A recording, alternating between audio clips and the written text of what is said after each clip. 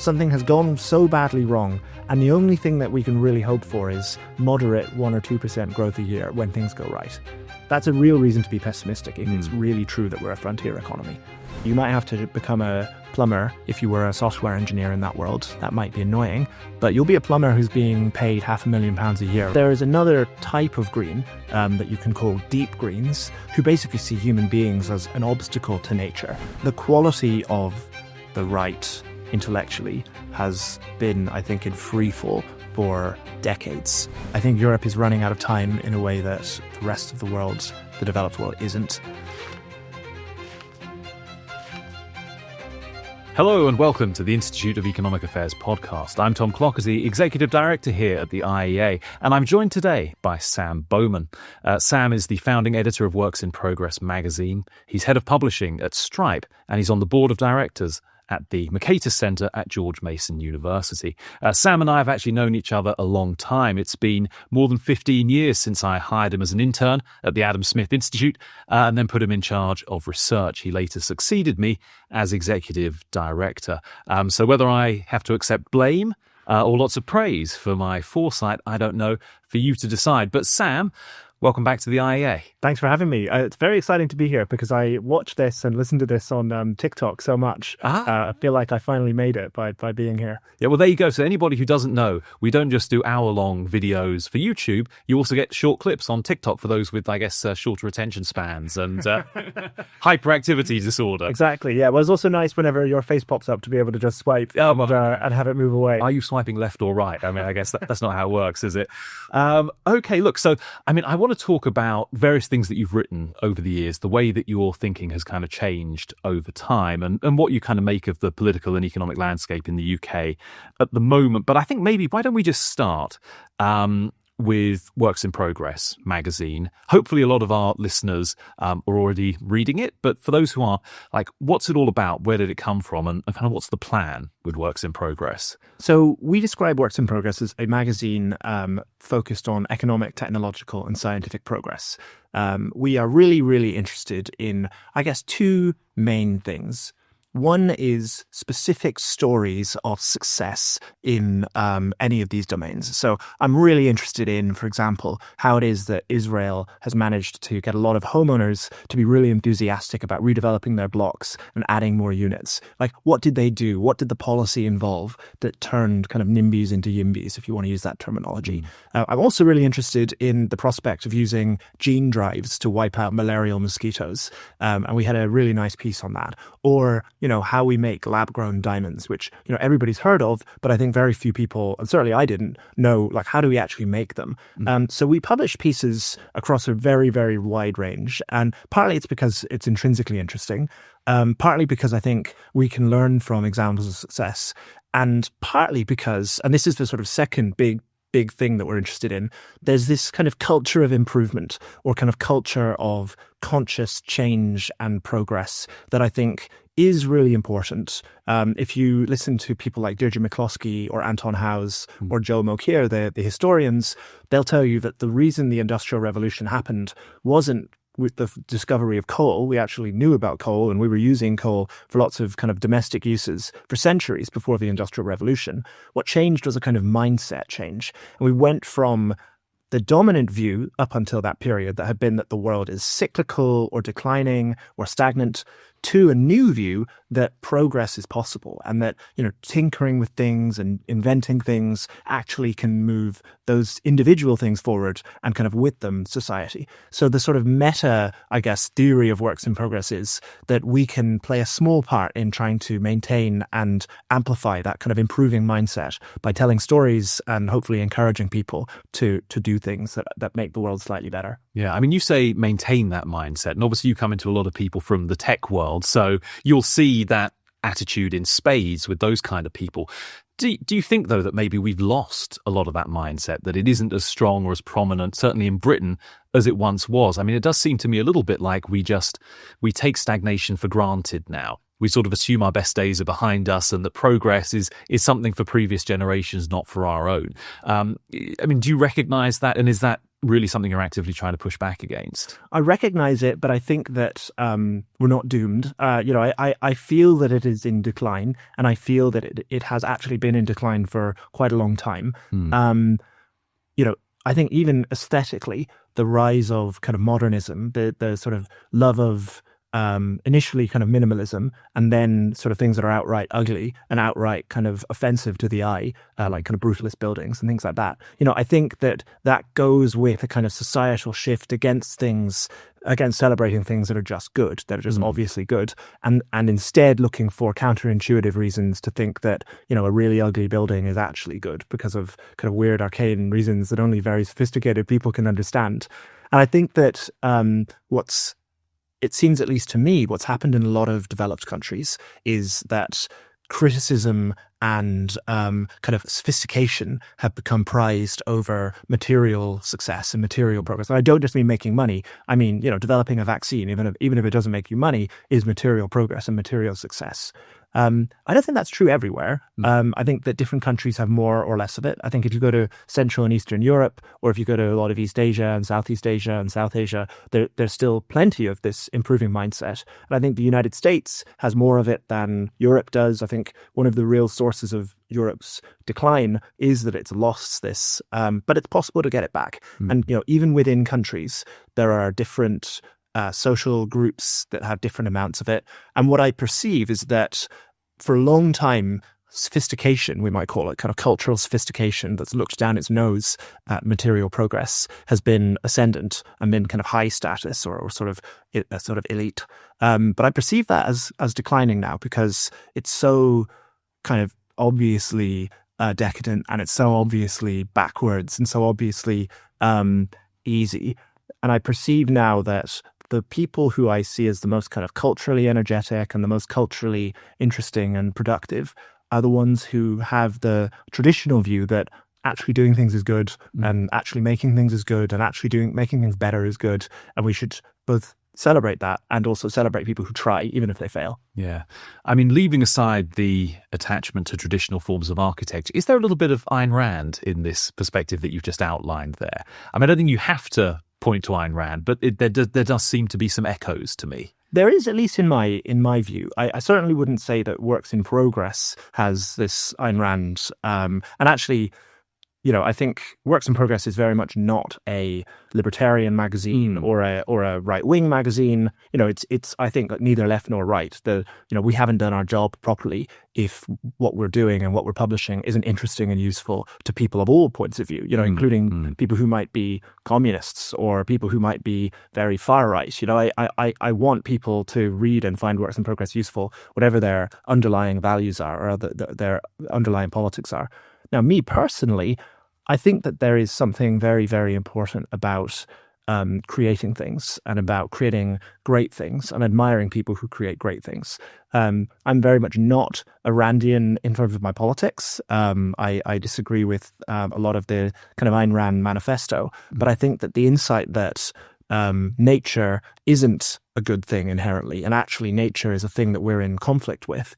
And humans, the story of humanity in many ways is a story of conquering nature or trying to conquer nature and control it and use it for our own ends. That's something that's always resonated with me. And I think more and more so as I see the kind of rise of this idea that humans are like a problem to the world, that to me feels like there is a very, very deep insight in the kind of Randian sense that humans are the point. Like humanity is the point, and celebrating humanity is the point.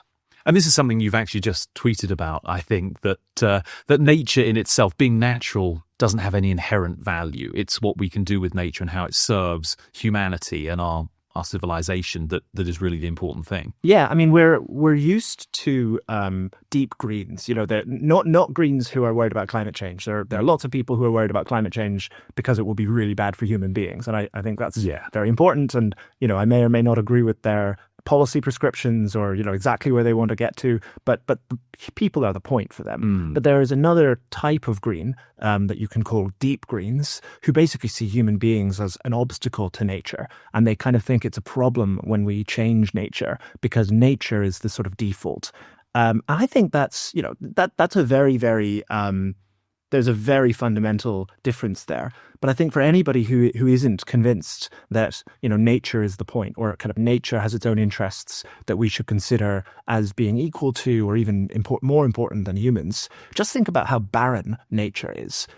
Almost all of the universe is completely inhospitable to anything. It's not just inhospitable to humans, it's inhospitable to any growth, any kind of life, any kind of creation or change.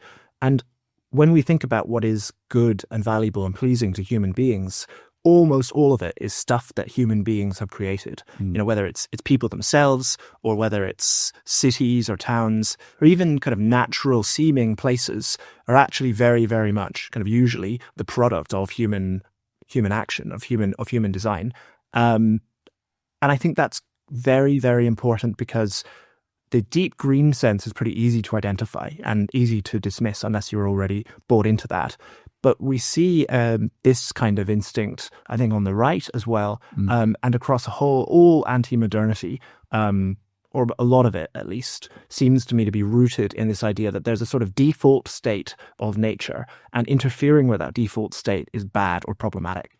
You see this there was a news report in the UK recently that there'll be some research into using stuff like sulfur dioxide to control the climate. So, maybe it's the case that rather than going completely net zero in carbon emissions, maybe we can do other things to offset the CO2 in the atmosphere that we're creating. And so maybe we have much cheaper ways of mitigating climate change. Last year, a type of fuel that ships use that emits sulfur dioxide into the atmosphere was heavily regulated. A new regulation came in that reduced the amount of sulfur dioxide that would be put into the atmosphere.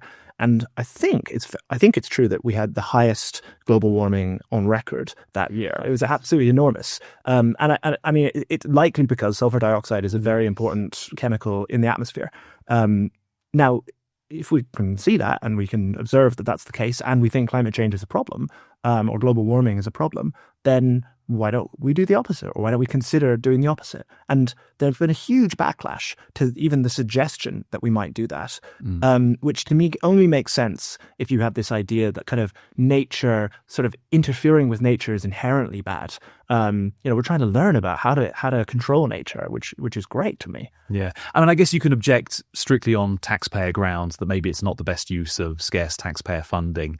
I suppose I can also see, now that would probably come from a conservative perspective. It might come from a socialistic perspective.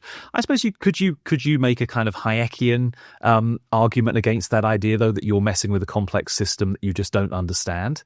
You're kind of fooling around with a spontaneous order which has emerged, and you have no idea what your human designs, what impact they're going to have. Well, the way I think of spontaneous orders is that they are the result of action, but not of design. The result of human action, but not of human design in the case of human spontaneous orders. Yeah. So a market, a market is impossible for any kind of central observer to understand or control or improve on by kind of manipulating it directly.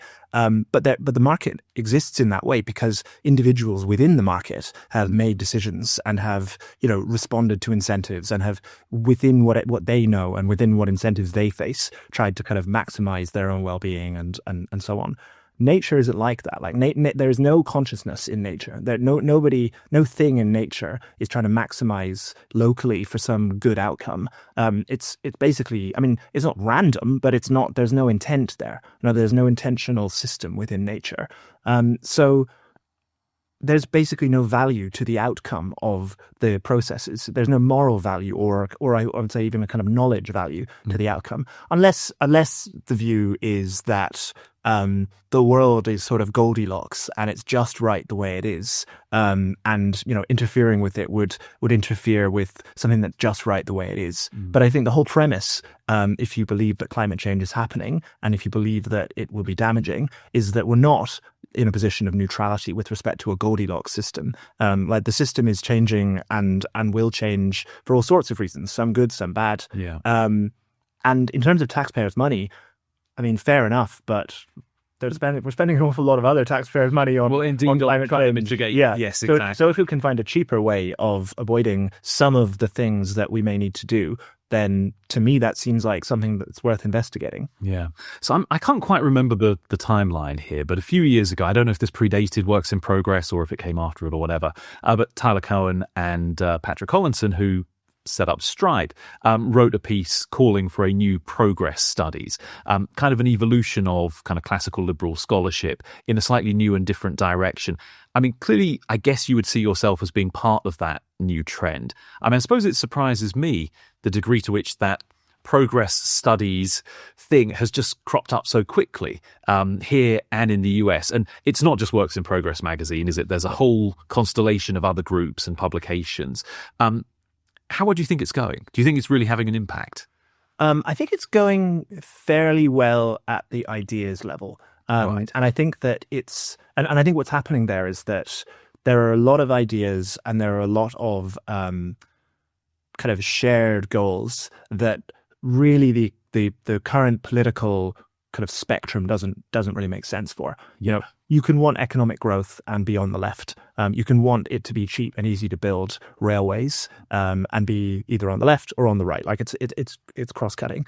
You can also oppose building things like electricity pylons and kind of demonstrably be on the left or on the right. There are many prominent people on both sides in every English-speaking country who feel that way. So, you know, if you think it's very important to do that, the idea that I think kind of underlies this progress studies, or, you know, some people call it abundance, is that there's a kind of different set of priorities that's kind of orthogonal. It's not the thing that most political debates center on.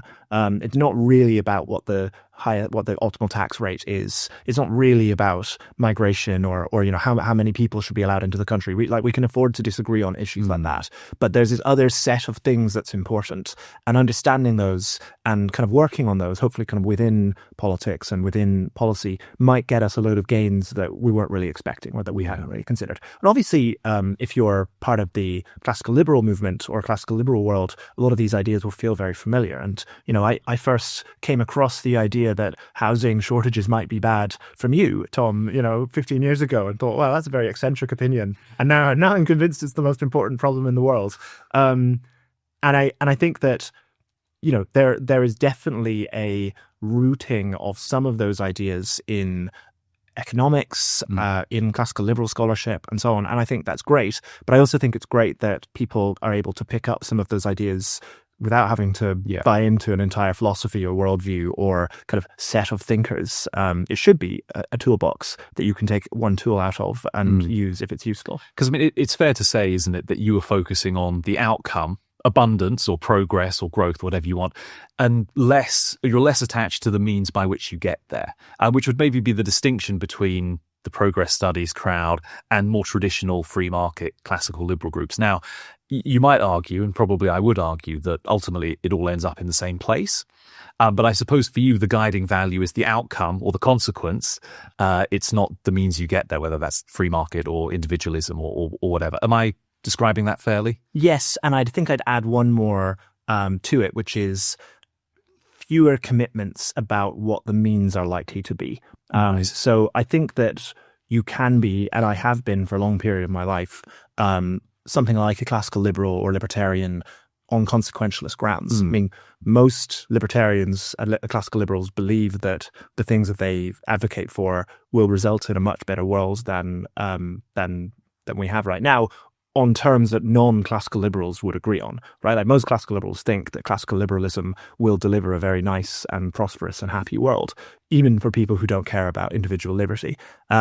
If so, then it should be possible to have essentially an entirely classical liberal worldview, in practice at least, without holding other classical liberal commitments around values and individual liberty and so on.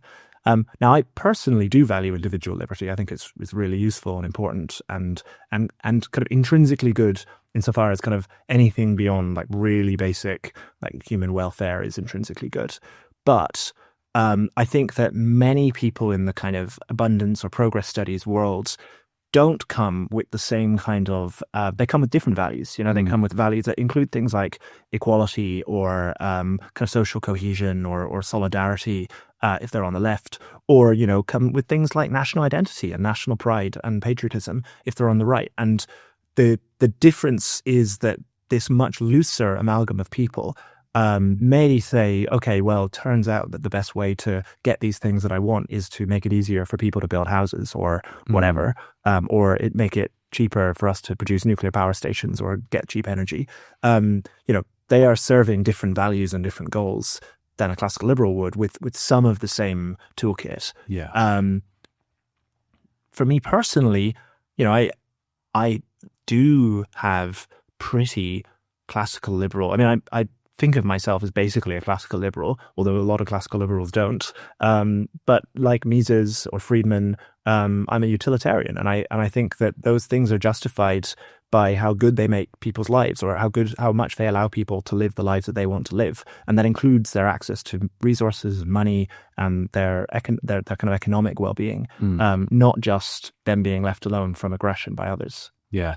And I mean, in a way, I think this has been part of your thinking going back years, right? I mean, when we were both at the Adam Smith Institute, I think that was the time when we really started to explicitly brand ourselves as a libertarian think tank. And people didn't really call themselves libertarians in the UK that much at the time, unless they were really quite wacky or happy to be seen as quite wacky. Now, after I left, and I think this was 2016. Maybe it was tied to Brexit, maybe it wasn't. But you wrote a piece, which I guess went viral or something, called "I'm a neoliberal. I'm a neoliberal. Maybe you are too." And now part of that, I guess, was just trying to reclaim what was used as a term of abuse and kind of get one over on the other side. Did it also, though, signal a shift in your thinking, or at least in the approach that you thought was most likely to be productive in public debate? Was there, so what I'm saying is, it wasn't just semantics to say, no, we're the neoliberals, not the libertarians. Did that have some kind of substantive content to it as well, that shift? Yeah, it did. And not just semantics. There is a brand, and people can disagree about whether that's a valuable brand, but there was a kind of a brand thinking there. Putting that to one side, and we can talk about that if that's interesting, I perceived, and I think that this has basically been vindicated, there was a really serious threat to things like international trade and to the use of new technologies in everyday life, and the you might say kind of permissionless use of technology and scaling of technology, and a nationalistic kind of an idea that only people of the same country, the same nationality as you matter. And I both disagreed with those things and thought that it was important to kind of identify a position that was different to those. I think that that there has been a very long period of like kicking the post 1989 world order. But I think that's been a really good world order. It's had a lot of flaws. It's made a lot of mistakes. There are a lot of things that we should improve on, but I don't think it takes a lot of observation of the world right now to see that things could be a lot worse very easily. And, kicking back against the trading order and the kind of international kind of system that we had for a long time that we may be losing now, was on the rise, and I think defending that felt very valuable to me. And people call that the neoliberal era. And if people, even not as a pejorative, people, kind of academics who mean it in a kind of neutral way, describe that as the neoliberal era. And it's like, fine, if that's the neoliberal era, then I'm a neoliberal. That seems like a good era to me. And it was also about giving people I think, kind of, I don't want to sound too grandiose, but like a kind of a beacon of saying, like, this is what I think. This is what I believe. Maybe you are too. Maybe you're not. And that's fine. Like, I definitely don't dislike people who don't think of themselves as neoliberals. I do still basically think of myself as a neoliberal. I think of myself as many things. But the value to me was in saying, like, just laying it out. These are the things that I think. I suspect there are a lot of other people who feel the same way. And if you feel this way too, then like, here's a way of identifying ourselves to each other and to the world, and to be clear about like what we think. Yeah, I mean, I sort of half agree with you, but only half agree with you about the neoliberal thing. So the half that I agree with is that post-1989 neoliberal consensus, Washington consensus, whatever you want to call it, actually did deliver huge increases in living standards. And so the agenda of kind of deregulation, globalization, tax reform, privatization, etc., this was all great and it did a lot of good for humanity. And I think we are going to miss it when it's gone, if indeed it is on the way out now. So clearly, there is a role for people to defend that post-1989 neoliberal consensus and the good that it brought. But when I think of this more from a kind of just a free market intellectual movement standpoint, it seems to me that that's around the time that things, if not started to go wrong, the energy seemed to come out of our intellectual movement a little bit. This is something I've been thinking about recently, I suppose.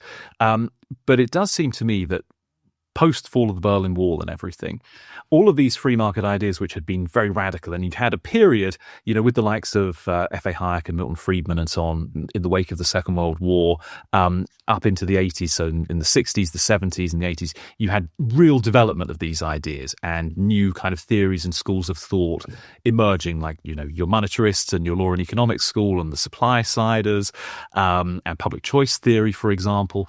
Now, when the neoliberal consensus emerged, all of that was kind of synthesized into a technocratic toolbox. And it was very effective, but it also lost its power maybe to inspire. And it also seems to me that it stopped developing intellectually. Probably as someone who's worked in the free market think tank world since 2006, I shouldn't say that, but it does seem to me that the kind of advances in thinking and understanding that have happened on my watch are nothing like the ones that happened under that earlier generation.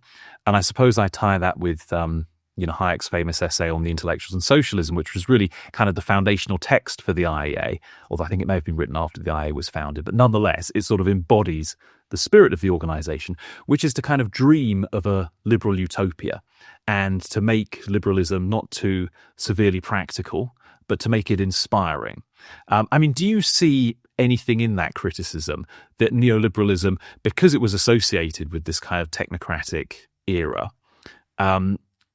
maybe as good as it was, it knocks us off our game a little bit? Yeah, totally. And actually one reason I don't really use the word neoliberal anymore is that I think it, even sort of self-described neoliberals seemed to me to be very interested, or like to kind of celebrate the technocracy rather than the policies. There was a lot of like, oh, we love Janet Yellen and stuff like that. And like, I don't have a problem with Janet Yellen, but I didn't really know why I should love her.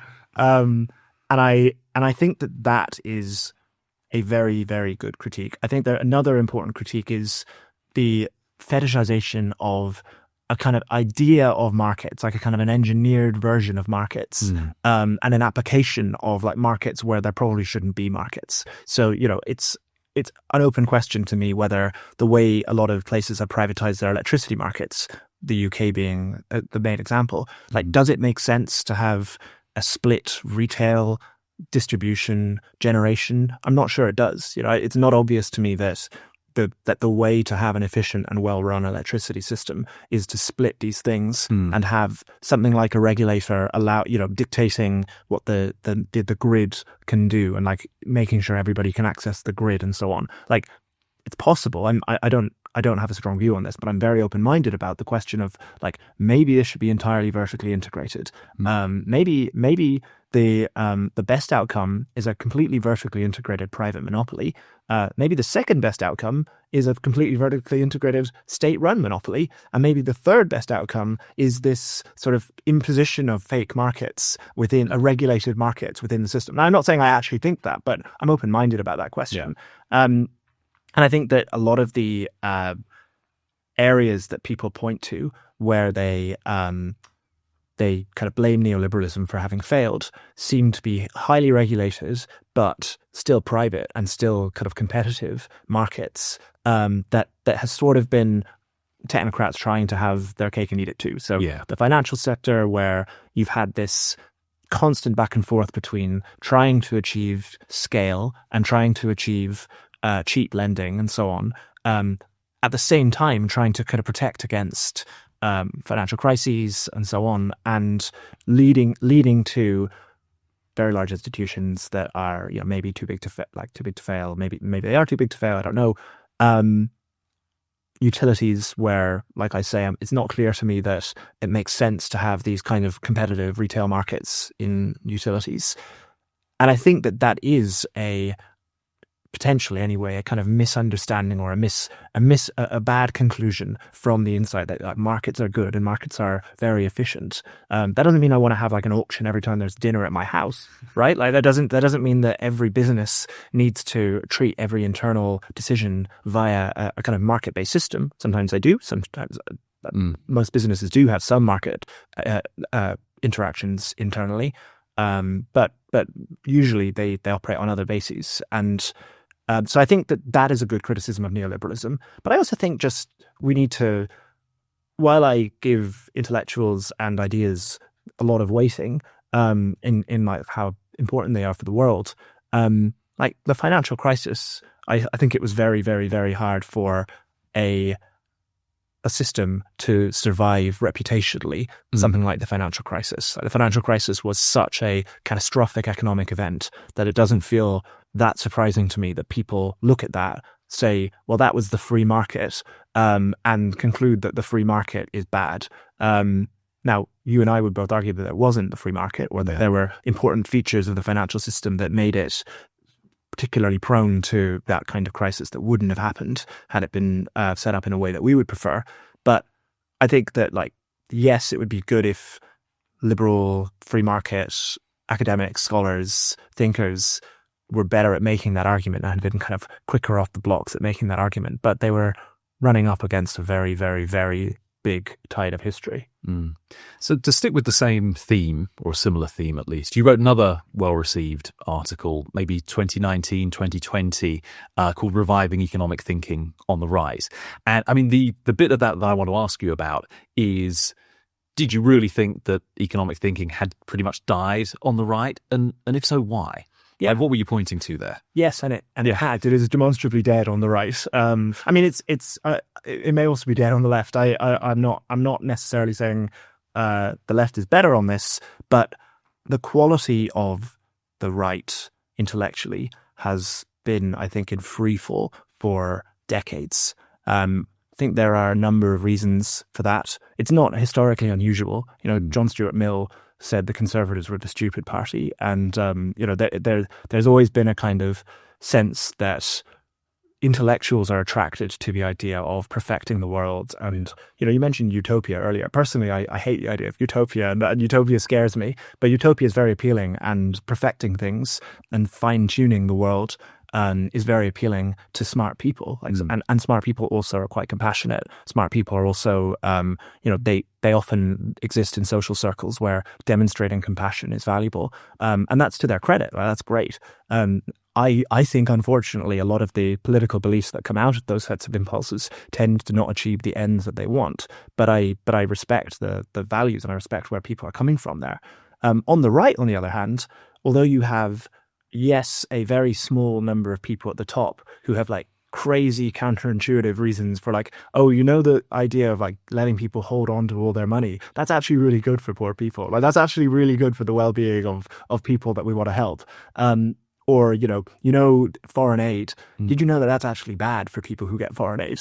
So if you care about the well-being of people in developing countries, you shouldn't want to give them foreign aid. Like that's a very, very weird niche, kind of ultra contrarian, counterintuitive set of beliefs. The much, much, much more dominant rationale for people who support those kinds of policies is the very straightforward argument for them, which is, number one, it's my money, hands off. People shouldn't be like, I don't care about other people. That's one. Or those people are foreign. We shouldn't care about them. And again, that's fair enough. People feel that way. That's up to them. They can hold whatever values they want. But you can see why the really counterintuitive kind of this sort of classical liberal rationale for a lot of these policies is always very, very tenuous and kind of intellectually always on the fringe, even if it ends up being quite powerful because there isn't that much else. Even if it's true. Intellectually. Even if it's true, yeah, which I think it often is. And I think that for one reason or another, I don't have a really good model of this, although we could speculate that it's related to the internet and related to the like breaking down of media gatekeepers and so on, and kind of disintermediation, removing the kind of intellectual middlemen and the media middlemen. Now there is really no reason to have those sophisticated intellectuals on the right coming up with or like providing really like, I would say, kind of thoughtful, counterintuitive arguments for these policies. And in some of those cases, it doesn't matter. If you think foreign aid is bad, then it doesn't matter if it is cut because you want to help the recipients of foreign aid or because you just don't care about them. Right. But in other areas, it matters a lot. If those people lose their position and their status, then you're just left with the like really I would say like atavistic kind of what's mine is mine. I don't really care about anybody else. I don't really care about the rest of the world, and I don't really care about anything other than just like preserving my family and myself. Which is clearly a very, very popular position, and I think has clearly risen in prominence and risen in status with the internet. A lot of people will probably listen and say like, that's fine. That's kind of roughly what I think, and fair enough. But I have always thought that the kind of intellectually, for me at least, the real value is in having, I guess, slightly more universalist views and goals, but realizing, as Hayek did and Friedman did and Mises did, that actually counterintuitively, often just leaving the world alone is a much better way of achieving them. And so with reviving economic thinking on the right, I basically think that economists have lost most of their status on the right. I think they've kind of lost most of their status, full stop. But they at least had status as like experts on the left. Like the left really likes experts, full stop. And economists don't have that much status because the left generally doesn't see economics as being special compared to other social sciences. It sees it as being kind of one of many.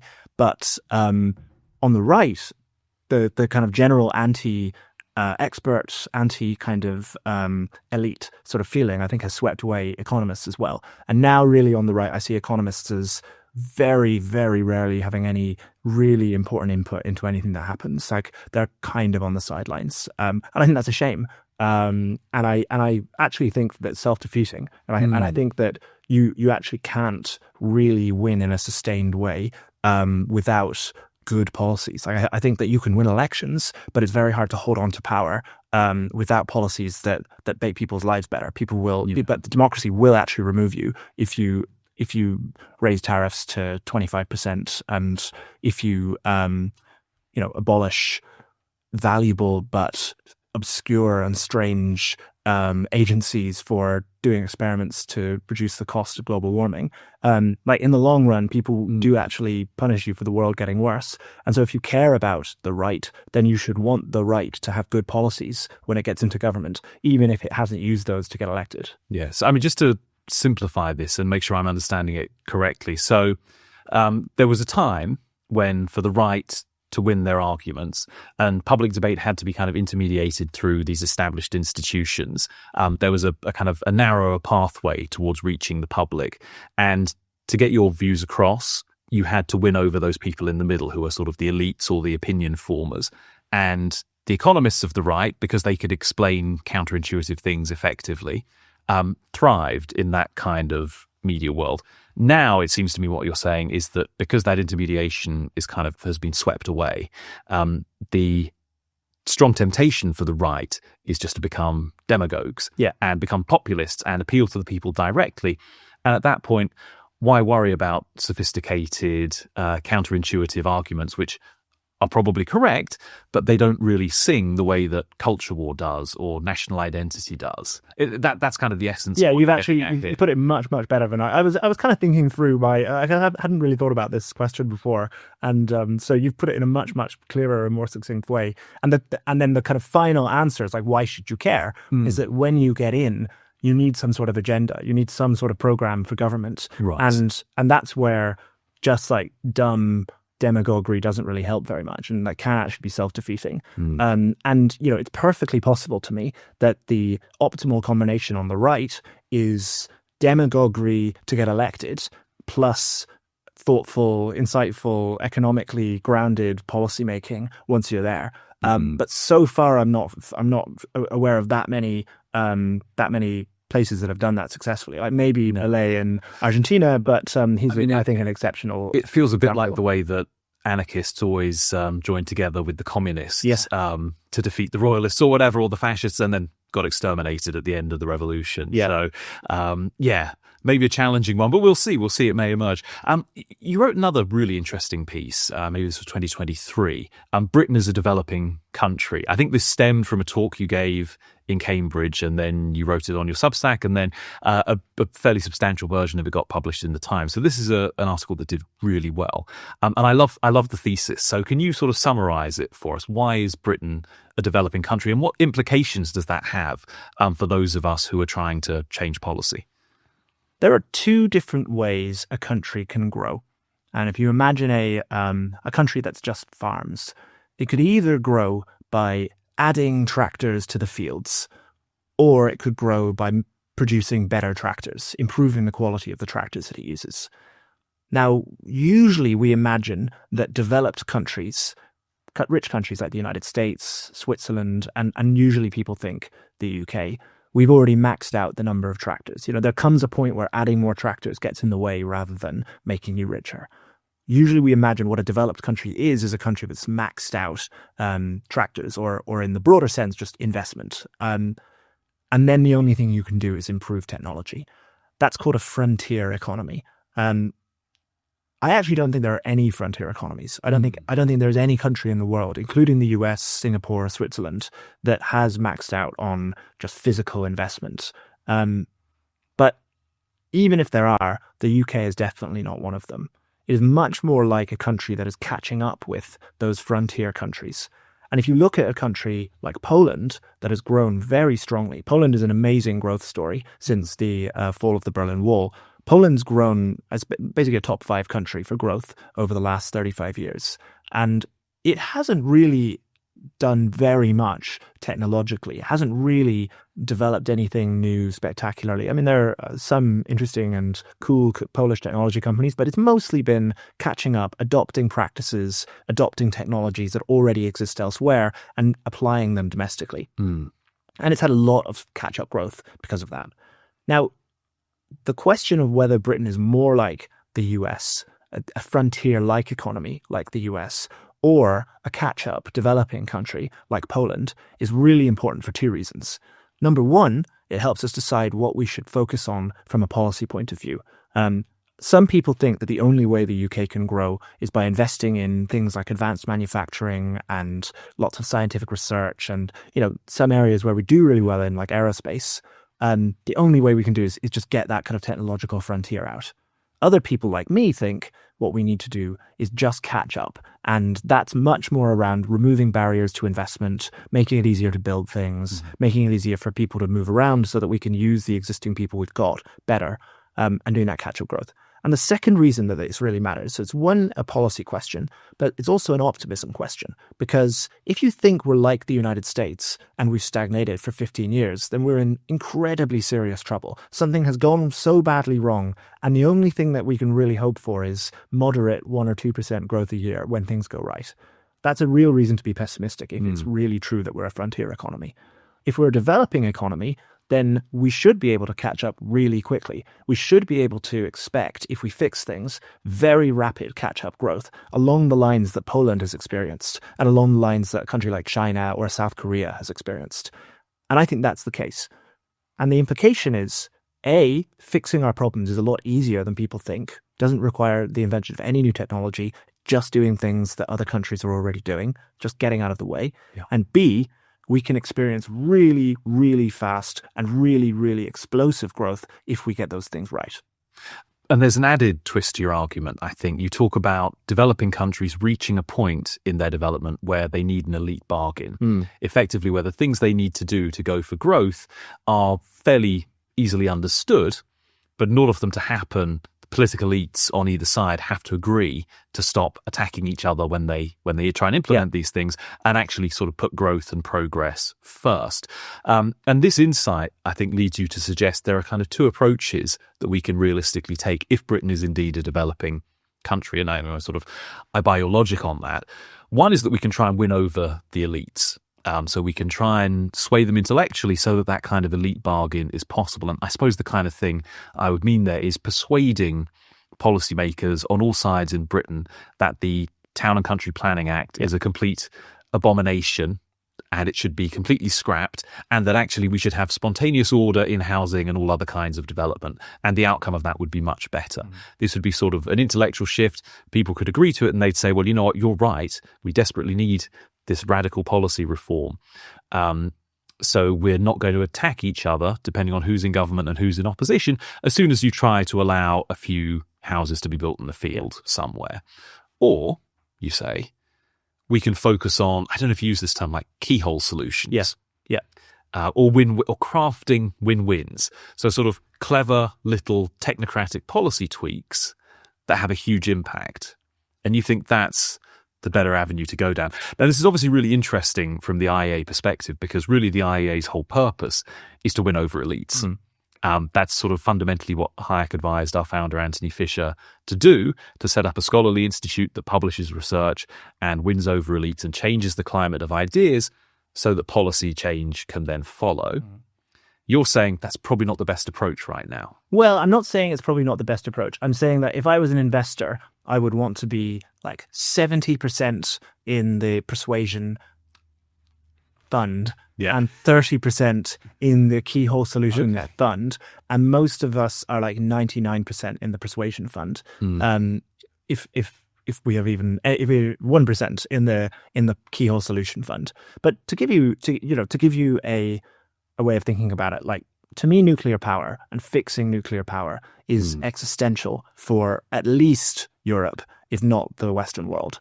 I think it's essential just for keeping up on like what we're doing already. It's absolutely essential if AI turns out to be as promising as it looks like it will be, and as important as it looks like it will be. And really, no country in the Western world has. In fact, countries that were building nuclear reactors quite cheaply at large scale, like France and before that Britain, have forgotten how to do it. France now has succumbed to expensive, slow, unreliable nuclear power construction. Fixing that is incredibly important. Now, the question is the best way to fix that to persuade elites or something like elites? Maybe the internet makes elites less important, as we were mentioning earlier, but let's just say elites. They're like, we really need to fix nuclear power. Wind power is a total disaster. It's expensive. It's unreliable. It basically is just a con. Solar power is really cool, really promising, really interesting, but it's probably not going to be that useful in a country like Britain. Or we say, we're not going to do that. We haven't really got time to do that. We need to fix this in the next 5 years, or we're in big trouble. Instead, we need to think of what is the small tweak that nobody will object to and that might make it possible for reactors to be built cheaply and at scale, that bypasses a lot of the existing rules we've got. And I think that probably the former is not very worthwhile for nuclear power. I think that the latter is incredibly worthwhile. And I think we haven't done very much thinking around that. And so it feels to me like a frontier where there is potential for like big discoveries. It's like you find a new field of science and it's really easy to make discoveries because nobody's really been working on it for it. And that's actually not true. It's in fact, this is rooted in the Thatcher Revolution, what Madsen Peary called micropolitics, the idea that you need to identify who the biggest losers from a change are, and you need to kind of give them some of the benefits of the win. That's an old idea, and that's been tried very effectively with privatization, with right to buy in under Thatcher, and in other cases since then. For questions like nuclear, it feels to me like we are pushing against a very, very difficult to persuade elite set of opinions and some very tricky political incentives where nuclear is somewhat popular until people start to get asked about the risks as they perceive them, although they're actually very low. So finding a keyhole solution that could bypass some of those problems and could sort of fly under the radar could deliver much, much, much more benefit for a given amount of work we put in than, you and me and the 200 other people in London or in the UK who think nuclear power is really important, trying to write op-eds and persuade people. But I do that. So I think it's valuable. And I think that in some issues, you cannot do keyhole solutions. I certainly don't think everything requires a keyhole solution. I think we just might be a bit underinvested in keyhole solutions. So, I mean, just to be clear on nuclear energy, you're not necessarily, I don't think you're saying at all, that nuclear energy is the answer, therefore we need to just have the government build a ton of nuclear reactors and pay for them. Maybe you think that, I don't know. But the keyhole approach is more about working out where are the real regulatory constraints, what are the small technical legislative changes we could make that could maybe unlock progress in this area. Right. So to give you a tangible example there's a principle in nuclear regulation worldwide called ALARA, which stands for as low as reasonably achievable. And this is a principle that background radiation and the risk of radioactive releases from nuclear power stations is so unacceptable that any productivity gain that is made by a nuclear company has to be reinvested in more safety and lower levels of background radiation, to the point where we are requiring companies that have made big efficiency gains to reinvest all of those efficiency gains in, thicker casings, so that we reduce the amount of background radiation by the same as you get by eating a banana or something like that, right? It's totally bizarre, totally disproportionate. It makes no sense. And, as it works, it basically means you can never profit by making an efficient nuclear reactor. Like there's just no point in making productivity gains in nuclear because you will never make money from doing so. It will always go back into safety and lower background radiation levels, even if nuclear is really safe already. So one thing we could do is draw a line and say, we're not going for as low as reasonably achievable. We're saying as low as is safe, which has a less good acronym, but might be a better principle. And we can say, safety is, in terms of background radiation, the same level of radiation that they have in Cornwall or in Denver, Colorado, where there are no elevated risk of cancer, even though they have higher background radiation for natural reasons. Radon in the case of Cornwall, I think. That might be a really easy change that may not make the front page of. I mean, it might. I'm by no means saying that this is the answer, but it may be that we can maintain the thing that people care about, which is safety, by tweaking and tweak a rule that is sort of gone crazy, sort of a Frankenstein rule, in a way that very few people notice or object to because it hasn't compromised on safety, but create space for innovation and create space for efficiency gains that does get us cheaper nuclear. Again, don't know if that's the answer, but that's something that I think could be the answer, or the answer could look something like that. And that kind of thing intrigues me. Last year, you wrote an essay called Foundations with Samuel Hughes and Ben Southwood. Got a huge response. I think it's online at ukfoundations.co. Yeah. So part of that was about energy. Part of it was about housing. Part of it was about infrastructure. And I guess basically the idea was where Britain struggles most of all is just getting things built. And there are a whole host of other things that we do wrong. Our tax system's bad. We've got regulation here, there, and everywhere. But lots of other countries suffer those things as well. The thing where we're uniquely bad is building stuff. So you've talked about energy. Do you want to talk about housing or infrastructure? Yeah. And the country that I think is always worth bearing in mind here is France. Everybody listening will be familiar with the French pension retirement age being 62, and any attempt to raise it leads to people burning out cars on the streets and things like that. The tax wedge between what an employer pays and what an employee takes home is enormous. It's not quite double what it is in the UK for high earners, but it's not far from being double. It's absolutely eye-watering. And yet, France is a country that is roughly as rich and productive as the UK is, even though we don't have those problems. And I think the insight is from us that France gets other things right that we get wrong. And we think they build a lot of houses, they allow a lot of houses to be built. Yeah. They are very, very good at building roads. They have clearly a very, very extensive high-speed rail network. And in the 70s and 80s, they built a lot of nuclear power that has led them to being insulated from things like increased prices of gas and from the costs of green policies and decarbonization policies that have driven up energy prices in Europe since the 2000s. Now, for the UK, I talked about energy.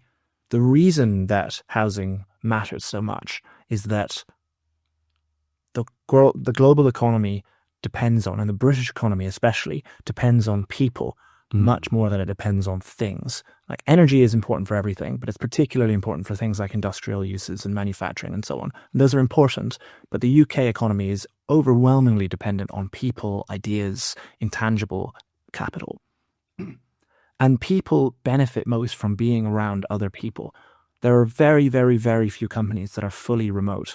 Almost every company, even companies that rely a lot on Zoom and remote working, want people to be around each other at least a bit. And within companies, they often do very much work to get people from the same team to be with each other, to get people from different teams to mix. This was a classic thing that Bell Labs did, the great research laboratory in the US. They set up the building so that people from different teams would meet each other and come up with new ideas and so on. And this is a really, really kind of fundamental point of economics, that being around people physically is good for their productivity and leads them to create new ideas. So with that in mind, people being able to move to where other people are is very, very important. And, somebody can move to London and increase their salary just by moving to London by like 10 or 15%, just by moving to London, doing a similar job. They don't even need to change the thing that they're doing. They just need to move to London because they become more productive by being around other people. Now, our argument is that housing shortages are much more important and costly than we usually think of them as being, because we usually think of housing shortages as being a problem because they increase the cost of living. And that is a problem. But it's also a problem because they stop people from moving to better jobs, and they stop people moving to being around people that they might come up with new ideas, new business ideas, and so on. So it's a drag on productivity growth, and it's a drag on innovation. Infrastructure is also really important because it has the kind of mirror effect. Instead of building the houses and having people move to them, you build the railways or the roads, and you allow people to stay where they are but transit into city centres and so on. And the UK has a serious, serious barrier to building both housing and to building most infrastructure for different reasons. With housing, it's mostly planning. For some infrastructure, it's planning. Other infrastructure, it's also down to who pays. We've basically divorced the relationship between the payer overspending and punishment for the payer. It used to be that a private company would build a tramway, and if it overspent, it would go broke. Or a local authority would build a tramway, and if it overspent, its citizens would have to pay higher taxes, and the local authority would become unpopular. That's now very, very much broken in lots of kinds of infrastructure that we build. The Treasury pays, and there's really very little repercussion for overspending. Unless you overspend so much, the project gets cancelled. So all of that is basically the core claim that we make as to why the British economy has slowed down. I think a good counter question is, well, why has it happened around 2008? Why has it coincided with the financial crisis? And I think the reason is, it's not the only cause, by the way. We do not claim that it's the only cause for stagnation. But I think the reason that housing shortages have coincided with stagnation in the wake of the financial crisis isn't anything to do with the financial crisis. It's to do with everything else that's happened in the global economy. It's to do with the rise of software, the importance of intangible capital, and the importance of ideas and proximity. And if you look at the cities that have suffered the most from housing shortages, they're overwhelmingly cities that are built on industries like software and finance, that require more people and that flourish when people are able to move to them. So San Francisco, Sydney, which Sydney incidentally has one of the worst housing shortages in the world, Dublin, London, these are all cities that should have really thriving and growing software industries or finance industries, and that since around the mid-2000s kind of would have, and in the case of some of them kind of do have. San Francisco, despite everything, does have a thriving software industry, but could have a much bigger one and a much more successful one had they been allowed to grow. And the analogy that I use is the Industrial Revolution, where cities like kind of Manchester, Liverpool, Cardiff grow in size by like 10 times in less than a century. People historically have moved around in pursuit of new jobs. And with the changing economic tides and with changes in what industries are important. And since the mid-2000s, we have not allowed that to happen for ideas-centric industries, especially tech and software. Yeah. I do think that having said earlier in this interview that we haven't made an awful lot of intellectual progress on the free market side. I think one area where there really has been change, certainly over the period of time that we've been involved in this, is this idea of agglomeration economics and their importance to driving growth and everything. And you're absolutely right. The fact that we basically prohibit agglomeration or increasing agglomeration in the UK from where we start, that is a huge problem, a huge drain on growth. Let's flag something that I know we've talked about before, about why this sort of sudden drop in growth happened around the time of the financial crisis, because I think it points to another area where we really do need to make some intellectual progress, and that's around financial regulation. And I think you saw Tyler Goodspeed's lecture that he did for us in December, where he was sort of basically agreeing with your whole thesis from UK Foundations. I'm not sure if he named the essay, but it was very clear that that's what he was responding to and saying, you asked me to talk about why isn't Britain growing, and I expected to come here and basically give my own spin on the UK Foundations essay. And he said everything in that effectively is true, but there has to be something else to explain why it happened just then. And I think the point you've just made is a sensible one, that those agglomeration effects just became much more important around that point in time. But I think Tyler also points to the fact that Britain entered a credit crunch in 2008 and basically never came out of it. Yeah. And it's the combination of the financial regulation we put in place after the financial crisis, that combined with the structure of our financial markets and our banking system in the UK and in Europe as well to a certain extent. So that I think is an area where there's a lot of scope for further research and thinking. Hugely. I thought that was a great lecture, and it really shifted my understanding of that question, incidentally. And I emailed Tyler and I also messaged you and said, this was really, really insightful and enlightening, and I am really, really keen to learn more, because I think it's such an important and interesting point. And I think it actually is a very, very compelling addition to the question of why the US hasn't been as held back as Europe has. Now, the US has, on all of these fronts, gotten a lot more things right. Although the US has some cities like San Francisco that have constrained house building, it has many, many more kind of second-tier cities. Dallas is an example, Houston is an example, that have grown enormously and really don't prevent you from building, certainly around the city, and in the case of Houston, at least within the city, almost at all. So they have far less of an important constraint on growth to do with housing. They build roads very freely there. Energy has almost not risen in price at all in relative to inflation. Whereas it's more than doubled relative to inflation in most European countries. But also the US banking market is made up of many, many, many more, thousands of, I think, small banks, hundreds at least of small banks that have avoided some of the worst kind of post-Dodd-Frank regulations and constraints on lending.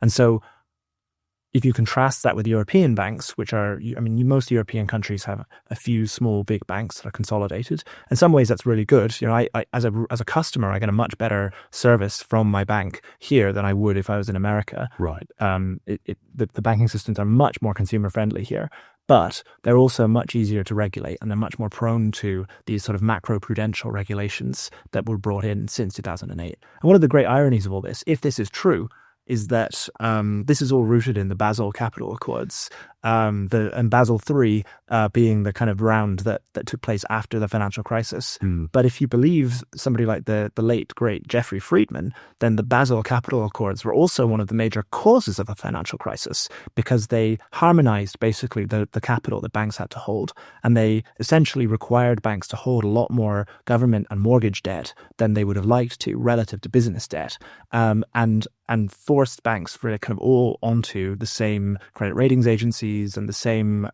types of capital. And if that's true, then the Basel Capital Accords really are one of the most disastrous things, both kind of post and pre-financial crisis in the world.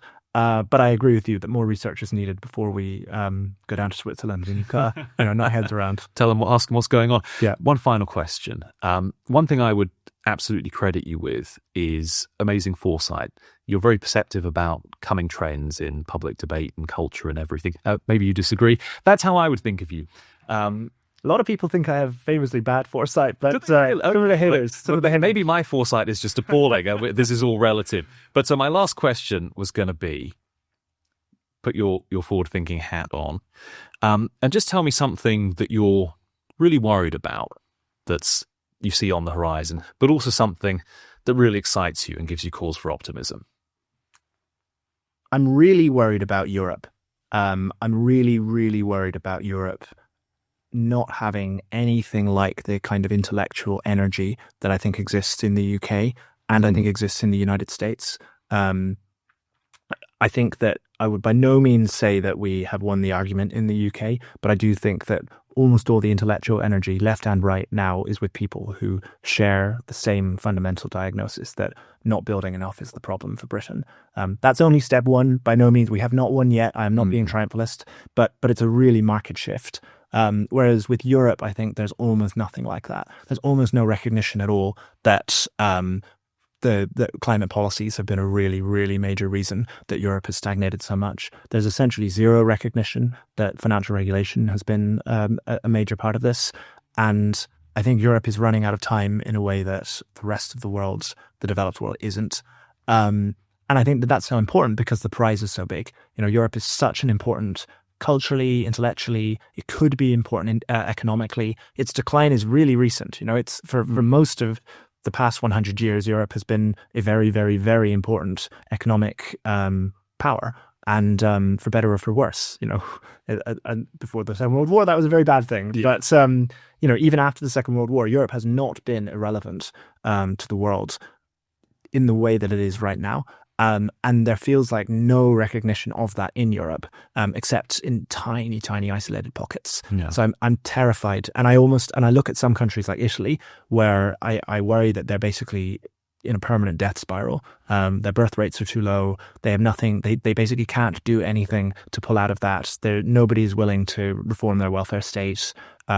Even kind of governments elected on like quite anti-immigration platforms basically don't see that there's anything they can do other than having a lot more immigrants come in. And many people don't like that. I'm fairly pro-immigration, but I think that people should get what they want and people should have some control over what their country is like. And I think that kind of death spiral really is very, very worrying. So I'm really worried about that. I'm really optimistic about maybe two things, if I can say. One is the ease with which we can solve a lot of the problems we have. That's more so the case for the English-speaking world than it is for Europe. For Europe, the big things to fix are like labour market regulations and kind of shifting from French-style regulations to Danish-style regulations, where firing people is easy and hiring people is cheap and so on. For the UK and for the English-speaking world, it's mostly about building things. And I think we're already kind of seeing that people are both via Keyhole Solutions and via just persuasion and kind of mind changing. People are shifting on that. And it really is easy to fix these things. The other thing I'm really optimistic about is the ability of technology to kind of flip the board. I think we really, really we perennially underestimate how much technology can change things and can fix problems that we never thought that it could fix or could be fixed. We've already passed, it looks like, peak obesity. I am very anti fat taxes and sugar taxes and things like that. I think they're very bad on a lot of grounds, but I think it's very regrettable that people who are obese, who don't want to be obese, find it so difficult to get out of that. And I kind of sympathize with where the fat taxes are coming from, even if their methods are appalling and make the world worse and don't actually work. But luckily, we don't need those people. Luckily, we just came up with an injection that seems to work almost magically to help people lose weight, and often they don't have to do very much to lose weight.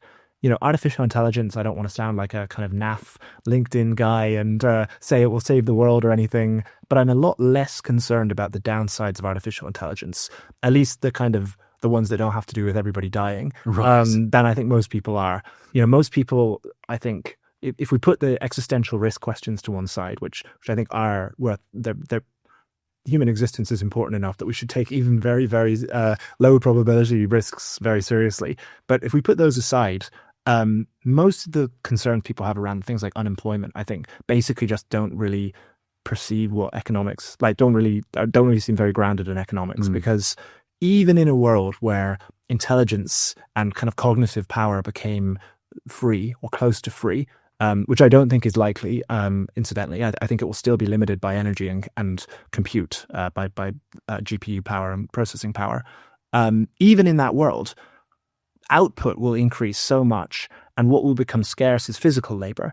That, okay, yeah, you might have to become a plumber if you were a software engineer in that world. That might be annoying, but you'll be a plumber who's being paid £500,000 a year or more to be a plumber. That would be a very, very good world. So I feel that people are really underrating how good a world of AGI or something like AGI could be. And I think just generally we underrate how much historically we have solved problems that have seemed unsolvable via technology rather than via policy change. Sam, I've enjoyed this a lot. Thank you very much. Thanks for having me.